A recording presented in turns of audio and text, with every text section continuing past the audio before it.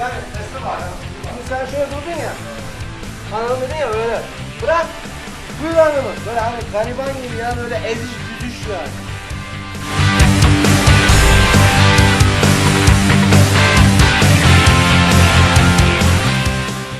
Hazır. Başla.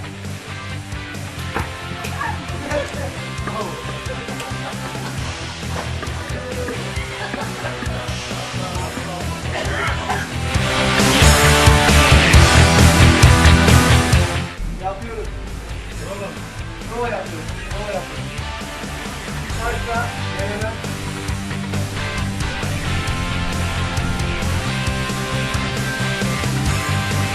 Go.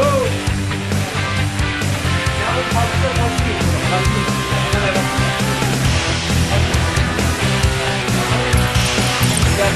Mikrofon, mikrofon.